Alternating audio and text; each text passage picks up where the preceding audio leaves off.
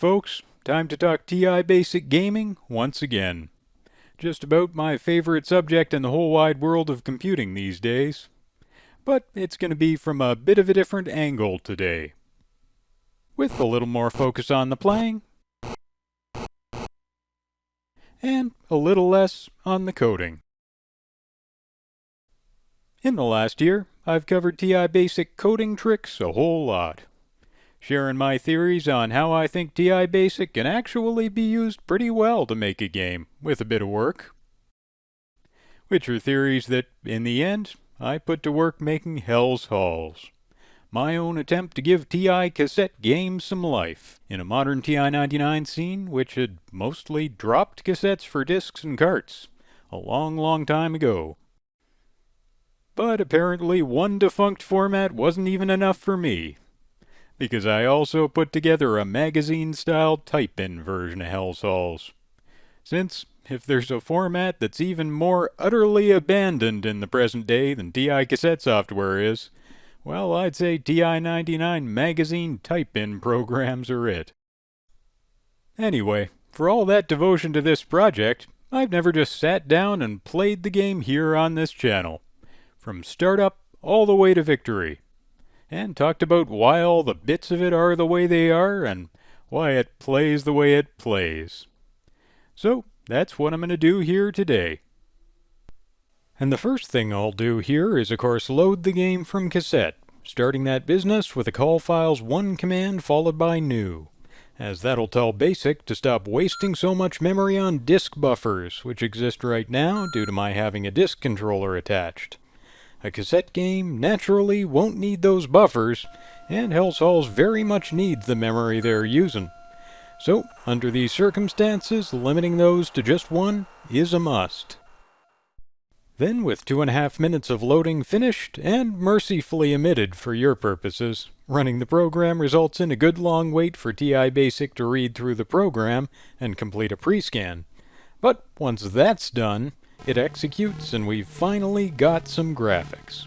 The eyes of our adversary here. This sequence loads all the game's patterns in the background, while also giving you some sound and story flavor. One of the trickier exercises here wasn't really anything to do with the programming, though. It was just writing every line to be exactly 11 characters long. Partly for formatting's sake, but partly for the sake of the music. Since if lines varied in length, music timing would vary along with them, and we can't have that.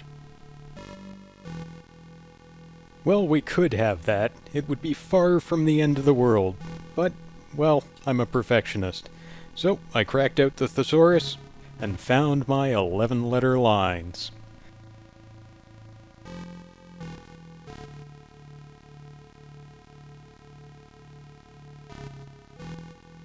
Next, this reveal was just a simple scroll with the print command, but naturally the scroll itself happens with the title set to black on black, so it appears instantly when it does appear. And the game's interface is drawn in black on black once the titles appeared.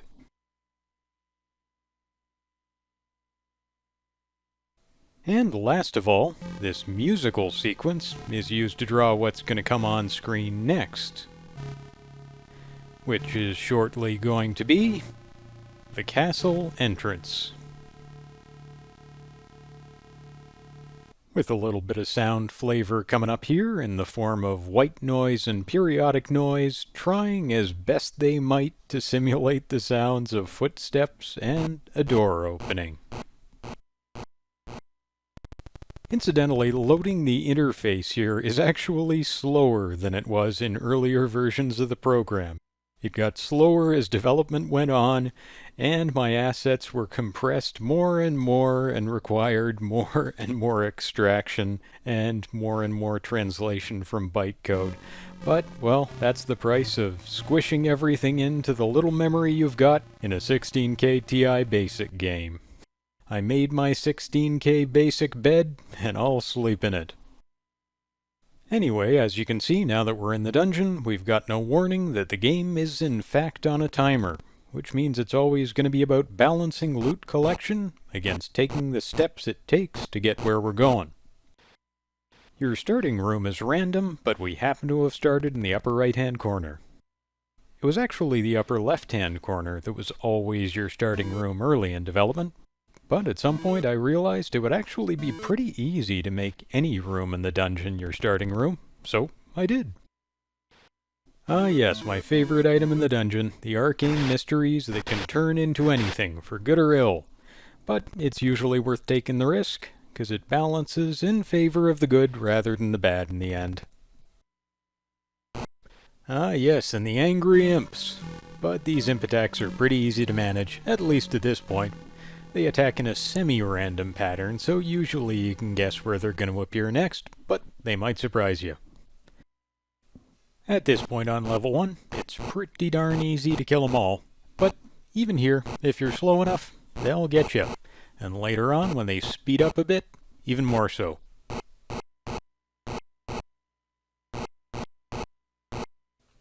And with that dealt with, on to the next room.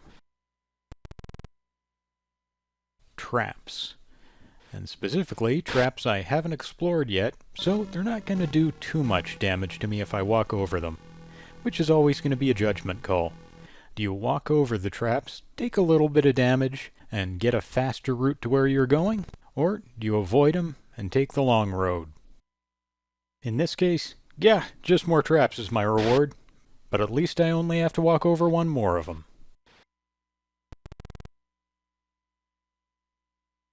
Though after that, some health, and I don't even have to go out of my way to get it.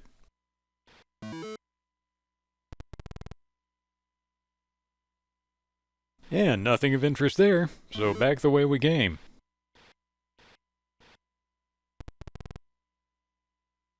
Now I should say, for most of these rooms, I can guess what they're gonna be before I even walk into them, because rooms are always of a given set dimensions for a given room type. So that's to say that your 4x4 rooms are always going to be health rooms. So if you can see two sides of them, then you know what they are. But that having said, any room could be a stairs room to the next level. So it's not safe to just ignore rooms on the basis that you know there's something not good, because they could be the way out.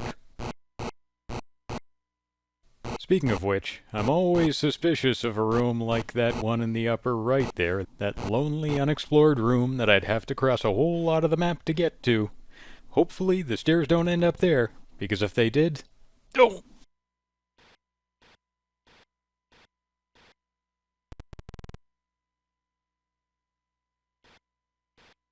I haven't really got any strictly defined rule for how far I'm willing to go out of my way to pick up treasure, but it's usually just one square. These bats aren't so bad once you get used to them. The trick really, insofar as there is one, is just attacking even before they appear, so that as soon as they appear, you attack immediately.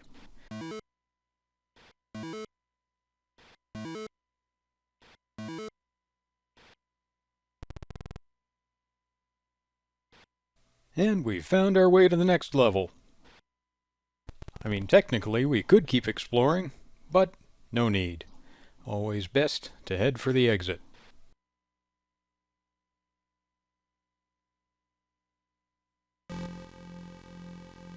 And the somber transition music plays, while the intro screen for the next level is drawn.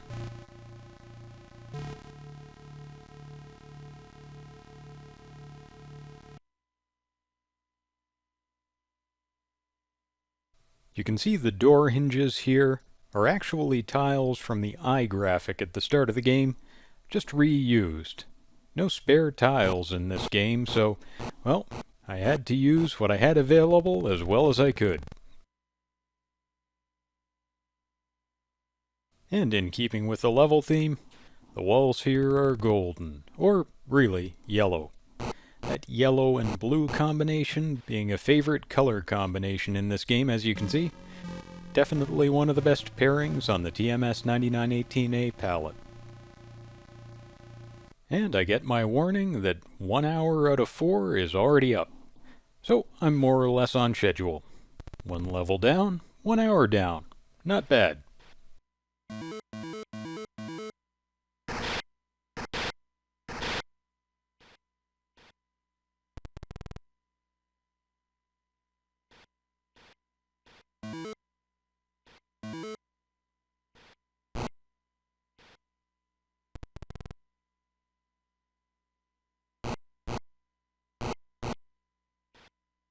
Ooh, only 2 bat attacks that time. That is the absolute minimum. Lucky me. I'm doing alright for health here, lingering around 20, but, well, never hurts to stock up a little. A little more health is more health I can spend on walking through exploding traps like they're nothing. Once you got enough health under your belt, well, nothing can really touch you.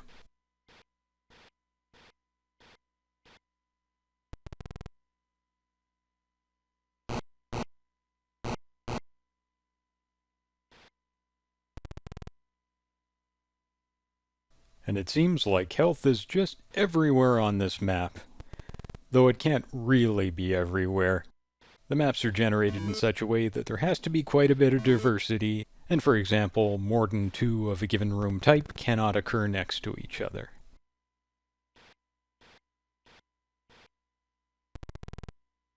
So that having said, 4 identical rooms in a 2x3 space does stretch the limits of the redundancy and the map stupidity possible under this engine. But hey, if there's going to be redundancy, it might as well be health. Gold might be even better, but I won't complain.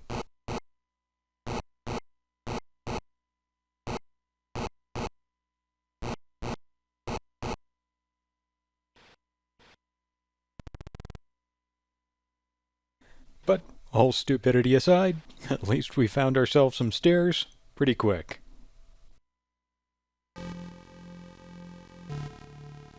And so, onward to our next adventure in trying to design a different kind of door with only bits of an existing iGraphic.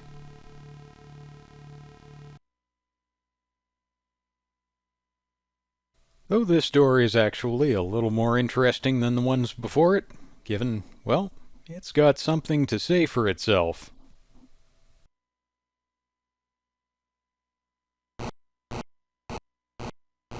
And onward to the medium red level, in contrast with the dark red already used elsewhere in the game, alongside dark blue likewise.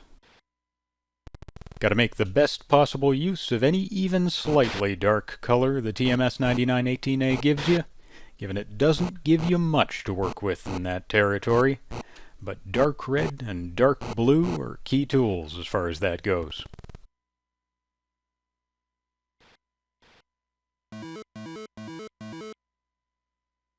And if you ever find yourself saying, what this game needs is more bats, well, yes indeed, you can get them from the arcane mystery tiles too.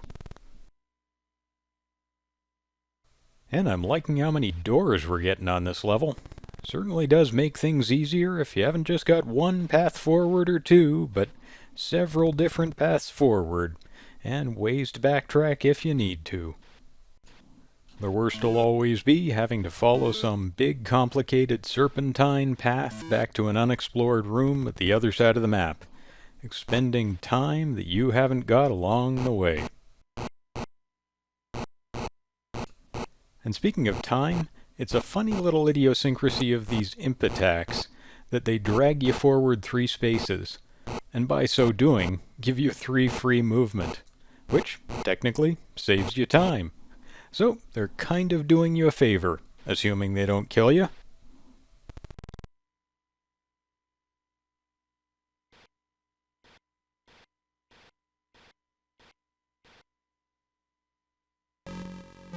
And there's our next and second warning, which can only mean 2 hours left. And that means we're half done. But we're more than half done our adventure, so I think, again, we're on schedule and making good pace. Here's a bit of a dilemma. Gotta decide which side of the map to head to, the left or the right. And they're pretty separated. So I think it'll be the right, since we've got more to explore there, and less to explore on the left.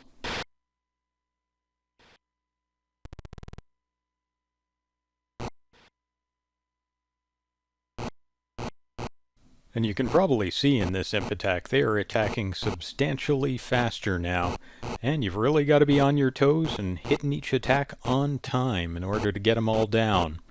Holding directions and trying to preemptively strike even before they spawn, again, a strategy here. Still 18 health, so we're doing fine there. Only 18 gold though, likewise, so we're not exactly rich here. This has not been the most profitable of adventures so far.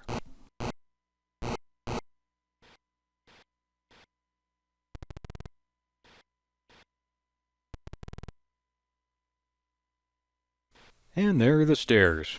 So, just one more level on which to see if I can turn my fortunes around and gain my fortune inside this castle.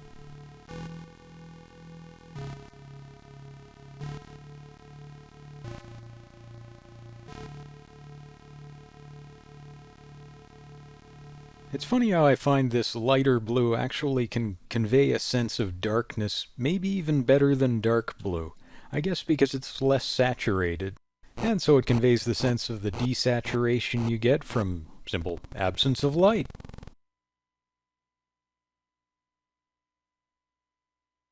And these are the deepest and darkest depths of the dungeon after all, so they ought to be dark as can be. Or dark as the TMS 9918A can do, anyway. Which is this dark.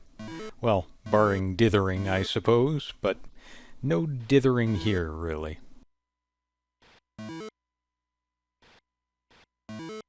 Well, we're cashing in on health, anyway. If I could exchange that for gold, I suppose I would. Sell my health for wealth, and call it a day. But that isn't an option here. So we're going to quest on and see what we may find. The bats are managing to get it even me here. Get a swipe in now and again. But generally just alternating, holding one direction then the other in perfect time. Tends to get me my bat kills, even deep down in the darkest depths of this dungeon here. And after all, with this wealth of health, I could probably just stand there and let them attack me until they get bored and head home. That would probably work out fine.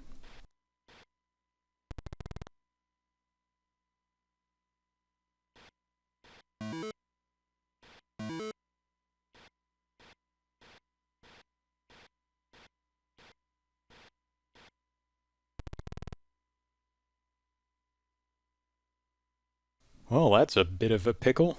Don't particularly like the idea of walking through 3 traps in order to get to the left side there, and then maybe being trapped there. Well, again, we've got ourselves a bit of a dilemma here. Do we walk through the traps? Do we head all the way up to the top to cross left or right at the top there? No fantastic options, but I suppose I've got all this health, I might as well use it. So I'll arm a trap, walk into it, and destroy all of them thereby.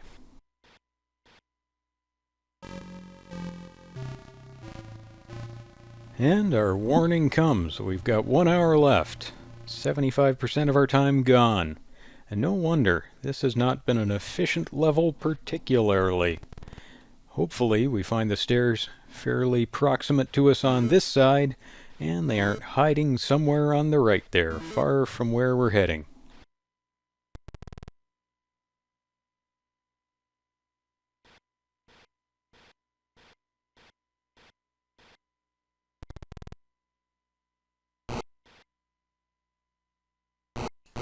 And the imps are mighty speedy at this point, but I guess I find them a little easier than the bats on the last level. The bats on level 4 are probably the worst thing in the game. But, as I say, still beatable and consistently if you get your timing right. These imps, though, they're pretty fair by comparison.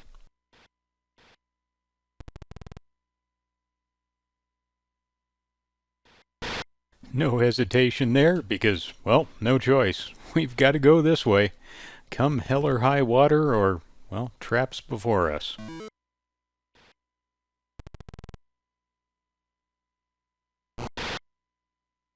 Yeah, more bastard level 4 bats. But I usually get into the rhythm of it after getting hit once or twice, as you can see.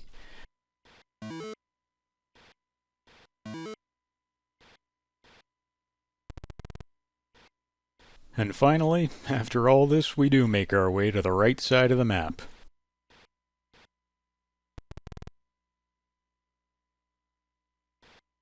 And behold the stairs at last. That'll take us beyond the final level to a final door.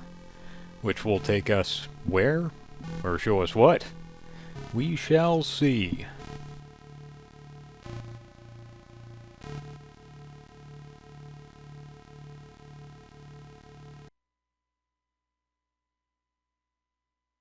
And yes, this creature too is made up entirely of those tile patterns from the eyes at the beginning of the game. This game is essentially those eyes over and over again. And along similar lines, I've got to admit I'm pretty proud of having come up with a way to animate death that involves one character and 2 tiles here.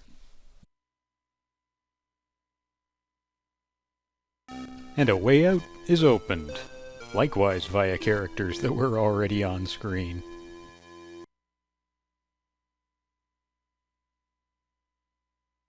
Which brings us to the end where we get our heroic report card, where we're told how many steps we took and how much gold we got along the way, which are our performance parameters that'd be the basis for any sort of challenge or high score competition associated with the game. So well done, hero! And thanks to all of you who've walked the halls likewise since I released the game a while back. Your support's much appreciated.